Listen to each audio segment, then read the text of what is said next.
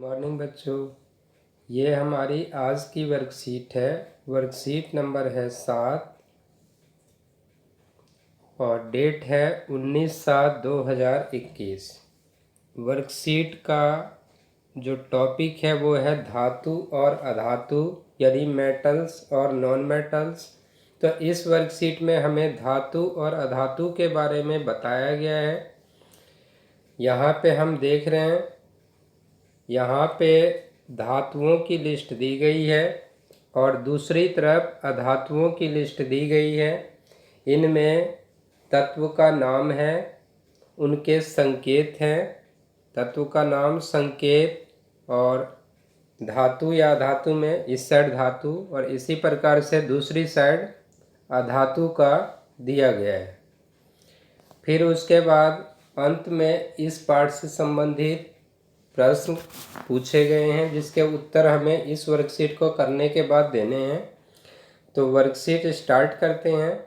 सबसे पहले तो धातु और अधातु कहते किसे हैं। तो हमने पिछली क्लास में भी धातु अधातु के बारे में कुछ जाना था। इनको धातुओं और अधातुओं को उनके रासायनिक गुणधर्म और भौतिक गुणधर्म के आधार पे अलग अलग किया जा सकता है। जैसे कि भौतिक गुणधर्म में धातुएं चमकीली होती है, अधातुएं चमकीली नहीं होती।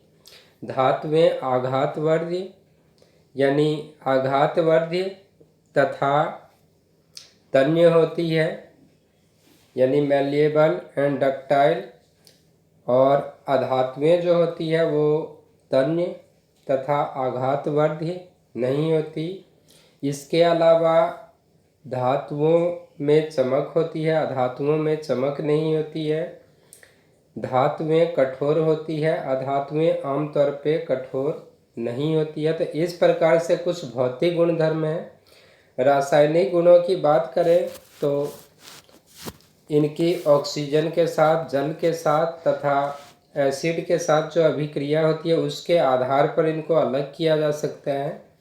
आमतौर पे सीधे शब्दों में देखें तो धातुएं ऐसे तत्व हैं जिनके बाहरी कोश में 1, 2 या 3 इलेक्ट्रॉन पाए जाते हैं, और अधातुएं जो होती है उनके बाहरी कोश में 3 से अधिक इलेक्ट्रॉन पाए जाते हैं।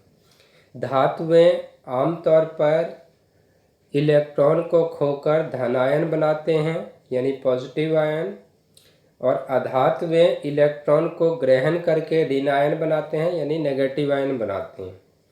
तो ये कुछ इनका आधार है धातु अधातु को अलग करने का। अब इनकी जो लिस्ट दी गई है तो लोहा यानी Fe से दर्शाते हैं, ये धातु है। कैल्शियम को Ca से दर्शाते हैं, ये भी धातु है। सोना को Au से दर्शाते हैं, aluminium Al, copper Cu, lithium Li। इसी प्रकार से carbon C, phosphorus P, hydrogen H, nitrogen N, sulphur S। तो ये इनके प्रतीक दिए गए हैं धातु और अधातु के। एक बार हम इनके प्रश्नों के उत्तर देखते हैं क्या होने चाहिए। तो सबसे पहला इसमें जो प्रश्न है वो है, निम्नलिखित तत्वों के संकेत लिखिए। ब्रोमीन का संकेत क्या होगा। तो ब्रोमीन एक अधातु है, यहाँ पे इसका संकेत दिया हुआ है Br, तो इसमें हमें Br लिख देना है, Br। इसी प्रकार से कैल्शियम एक धातु है और इसका प्रतीक Ca होता है, वो धातु वाली लिस्ट में ऊपर दिया गया है। इसी प्रकार से नाइट्रोजन एक अधातु है, यहाँ पर दिया गया है और इसका प्रतीक N है। लेड एक धातु है और इसका प्रतीक यहाँ दिया गया है Pb। चांदी एक धातु है और इसका प्रतीक Ag दिया गया है। तो इस प्रकार से ये पहले प्रश्न के उत्तर हम आसानी से ज्ञात कर सकते हैं। फिर उसके बाद दूसरा क्वेश्चन है, निम्नलिखित तत्वों को उनको संकेत के आधार पर पहचानिए।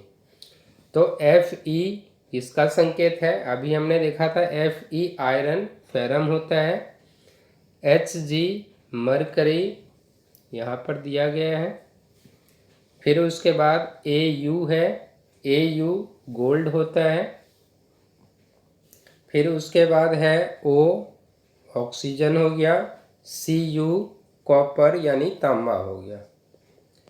अब उसके बाद थर्ड क्वेश्चन है इसमें, निम्नलिखित तत्वों को धातुओं और अधातुओं में वर्गीकृत कीजिए।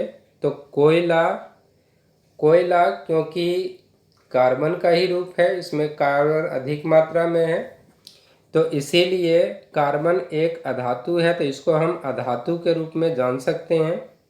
आयोडीन भी एक अधातु है, मरकरी एक धातु है, लिथियम एक धातु है और ब्रोमीन एक अधातु है। ये यहाँ पे लिस्ट दे रखी है, तो हम धातु अधातु की लिस्ट से इन प्रश्नों के उत्तर आसानी से ज्ञात कर सकते हैं। यहाँ पर इन्होंने आयोडीन के बारे में, ब्रोमीन के बारे में दे रखा है, कार्बन के बारे में दे रखा है जो हमें प्रश्न में पूछे गए थे, और इसी तरह से यहाँ पे लिथियम के बारे में भी दिया हुआ है, आयरन के बारे में है, गोल्ड के बारे में है, सोना के बारे में। तो हम इन टेबल के आधार पर आसानी से इस वर्कशीट में पूछे गए प्रश्नों के उत्तर लिख सकते हैं। तो इस वर्कशीट को रिवाइज कर लेना है, अच्छे से दोनों टेबल को पहले याद कर लेनी है और उसके बाद इसके प्रश्नों के उत्तर लिख के और ग्रुप में सेंड कर देना है, ताकि वर्कशीट चेक की जा सके तथा बच्चों की प्रेजेंट लगाई जा सके। Thank you.